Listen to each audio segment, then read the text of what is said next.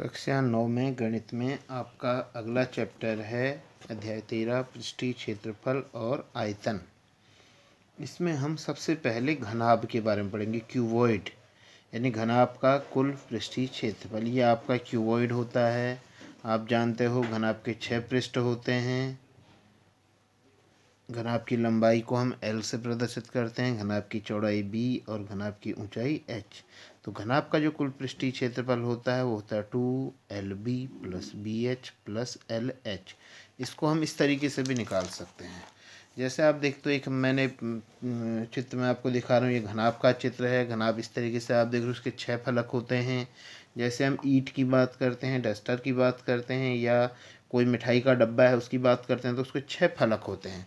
तो प्रत्येक फलक को मैं फाड़ के अलग अलग कर सकता हूँ। जैसे आप देख रहे हो, पहला फलक, दूसरा फलक, तीसरा, चौथा, इसी प्रकार पाँचवें और छठे फलक है। अगर मैं बात कर रहा हूँ कि इसका कुल पृष्ठीय क्षेत्रफल कितना होगा, तो हम क्या करेंगे, इसके सभी 6 फलकों के क्षेत्रफल को अलग अलग निकालेंगे। तो सबसे पहले जो सबसे ऊपर वाला फलक है, इसमें आप देख लो, ये इसकी लंबाई L है, ये चौड़ाई होती है B और ये ऊंचाई H होती है। तो सबसे ऊपर वाले फलक में L और B है। तो ये देखिए, ऊपर का फलक जो है आयताकार है, तो इसका क्षेत्रफल होगा L × B, LB। तो इसी प्रकार जो दूसरा फलक है, इसके ठीक बॉटम वाला फलक, वो भी यही होगा L × B, LB। तो इसके बाद तीसरे फलक की अगर मैं बात करता हूँ, तो तीसरे फलक में दो चीज़ें आ रही हैं। एक तो आ रही है B और एक आ रही है H। B और H, ये तीसरा फलक आप देख रहे हो, B और H। तो इसका क्षेत्रफल हो जाएगा B × H, यानी कि BH। चौथा भी इसके ठीक अपोजिट वाला जो फलक है वो भी आपका BH होगा। तो इसी प्रकार अब आप देख रहे हो, पांचवा फलक मैंने ये निकाला है। इसको आप समझ सकते हो, पांचवें फलक को एक तरफ लंबाई और एक तरफ ऊंचाई, ये है आपका पांचवा फलक L और H। तो पांचवा फलक हो जाएगा L × H, LH। और छठा फलक भी इसके ठीक अपोजिट फलक L × H, LH होगा।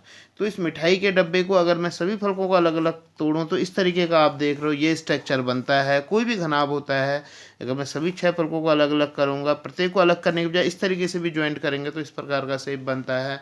तो हम कहेंगे इसका कुल पृष्ठीय जो क्षेत्रफल होगा वो कितना हो जाएगा, सभी 6 फलकों के पृष्ठीय क्षेत्रफलों के योग के बराबर होगा। तो अब हम इस तरीके से कह सकते हैं, टोटल पृष्ठीय क्षेत्रफल जो होगा सभी पृष्ठों के क्षेत्रफलों के जोड़ देंगे। तो पहला LB, दूसरा भी LB, LB + LB, तीसरा BH, चौथा BH, पांचवा LH, छठा LH। तो LB और LB को ऐड करेंगे तो 2LB हो जाएगा। BH + BH 2BH and LH + LH 2LH। तो इन सब में अगर मैं 2 कॉमन ले लेता हूँ, तो LB + BH + LH, तो ये कहलाएगा आपका घनाभ का कुल पृष्ठीय क्षेत्रफल। इसी में एक टॉपिक आपका आता है घनाभ का पार्श्व पृष्ठीय क्षेत्रफल। पार्श्व का मतलब किनारों का। किनारों का पृष्ठीय क्षेत्रफल की बात अगर मैं करता हूँ, तो इसके ऊपर और नीचे का पृष्ठ हट जाएगा। केवल किनारों की बात कर रहा हूँ, तो पार्श्व पृष्ठीय क्षेत्रफल, उसमें ऊपर का LB और नीचे का LB कैंसिल हो जाएगा। तो घनाभ का जो पार्श्व पृष्ठीय क्षेत्रफल हो जाएगा 2BH + 2LH। इन दोनों में कॉमन आ रहा है, 2 और H कॉमन आ गया, तो B + L हो गया। इसको हम इस तरीके से भी लिख सकते हैं, 2L + B × H। और 2L + B को हम बोलते हैं परिमाप गुणा ऊंचाई, भी हम कह सकते हैं घनाभ का पार्श्व पृष्ठीय क्षेत्रफल। इसके बाद बात करते हैं हम घन। घन आता आपका, घन एक इस प्रकार का त्रिविमीय आकृति है, इस प्रकार की ठोस आकृति है जिसकी लंबाई, चौड़ाई और ऊंचाई तीनों बराबर होते हैं। अब आप देख सकते हो, ये घन बना है। लंबाई अगर हम कहते हैं A है, चौड़ाई भी A है, ऊंचाई भी A है, तो घन की भुजा कह देते हैं इसको। तो घन की भुजा हो जाएगी A कह सकते हैं। तो घन के भी 6 फलक होते हैं। तो पहले फलक की बात करूँ तो A × A², दूसरे फलक का क्षेत्रफल भी A², तीसरे, प्रत्येक फलक सेम है, A², सभी के सभी 6 फलकों का क्षेत्रफल A² होगा। तो घन का जो कुल पृष्ठीय क्षेत्रफल होगा वो A² को हम 6 बार जोड़ देंगे, तो 6A², यानी कि 6 × भुजा का स्क्वायर। और घन के पार्श्व पृष्ठीय क्षेत्रफल की बात करें, तो घन का पार्श्व पृष्ठीय क्षेत्रफल में ऊपर का पृष्ठ और नीचे का पृष्ठ हट जाएगा, यानी कि टोटल 4 पृष्ठ होंगे। तो घन का जो पार्श्व पृष्ठीय क्षेत्रफल होगा वो होगा 4A²।